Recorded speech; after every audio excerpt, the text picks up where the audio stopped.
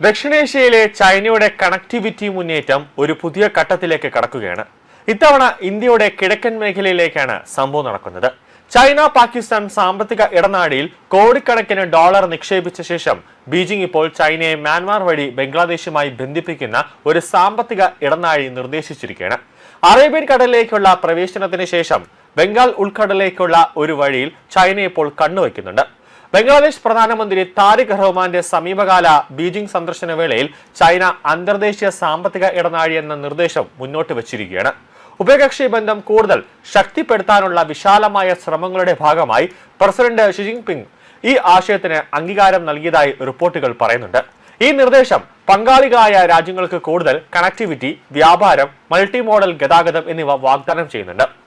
വാണിജ്യം വർദ്ധിപ്പിക്കാനും അവരുടെ തുറമുഖങ്ങൾ നവീകരിക്കാനും ചൈനീസ് വിപണികളിലേക്കുള്ള പ്രവേശനം മെച്ചപ്പെടുത്താനും ഇത് സഹായിക്കുമെന്ന് ബംഗ്ലാദേശ് ഉദ്യോഗസ്ഥർ പറയുന്നുണ്ട്. എന്നാൽ പദ്ധതി ഒരു ബുദ്ധിമുട്ടുള്ള യാഥാർത്ഥ്യത്തെയും അഭിമുഖീകരിക്കുന്നുണ്ട്.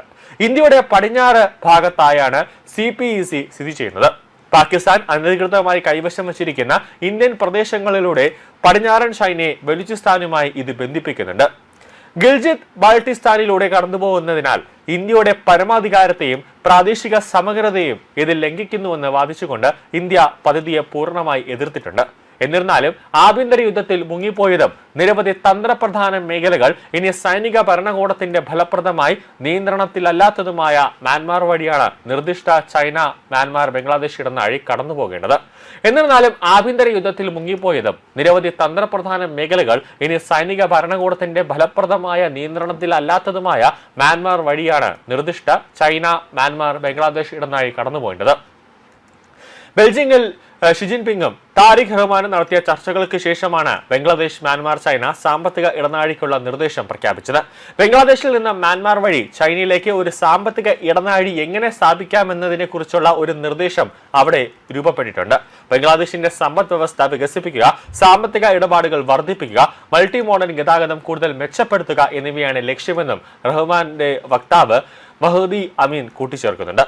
ധാക്ക ആസ്ഥാനമായുള്ള ദിനപത്രമായ പത്രോം അലോം റിപ്പോർട്ട് ചെയ്യുന്നത് പ്രകാരം ഇന്ത്യ അല്ലാതെ ചൈനയുടെ യുനാൻ പ്രവിശ്യയെ മ്യാൻമാർ വഴി ബംഗ്ലാദേശുമായി ബന്ധിപ്പിക്കുക എന്ന ആശയത്തെ ഈ നിർദ്ദേശം ഫലപ്രദമായി എന്നതാണ് പറയുന്നത്. ചൈന, ഇന്ത്യ, അതോടൊപ്പം തന്നെ ബംഗ്ലാദേശ്, മ്യാൻമാർ എന്നിവയെ ബന്ധിപ്പിക്കുന്ന റോഡ്, റെയിൽ, മറ്റ് ഗതാഗത ബന്ധങ്ങൾ എന്നിവയായിരുന്നു യഥാർത്ഥ BCIM സാമ്പത്തിക ഇടനാഴി വിഭാവനം ചെയ്തത്. ബെൽറ്റ് ആൻഡ് റോഡ് ഇനിഷ്യേറ്റീവ് വരുന്നതിന് മുമ്പ് തന്നെ ചർച്ചകൾ നടന്നിരുന്നുവെങ്കിലും ബീജിംഗിന്റെ കണക്ടിവിറ്റി പ്രോഗ്രാമുമായി സഹകരിക്കാൻ ഇന്ത്യ മടി കാണിച്ചതായി വിദഗ്ധർ പറയുന്നുണ്ട്. ബംഗാൾ ഉൾക്കടലിലേക്കുള്ള പ്രവേശനം മെച്ചപ്പെടുത്താനുള്ള ബീജിംഗിന്റെ ശ്രമമായി കാണപ്പെടുന്ന 3 രാജ്യങ്ങളുടെ ബദൽ പാതയാണ് ഏറ്റവും പുതിയ നിർദ്ദേശം. തന്ത്രപ്രധാനമായ ചോക്ക് പോയിന്റായ മലാക്ക കടലിടുക്ക് മറികടക്കാനുള്ള ശ്രമമായും ഇതിനെ കാണാൻ കഴിയുന്നുണ്ട്.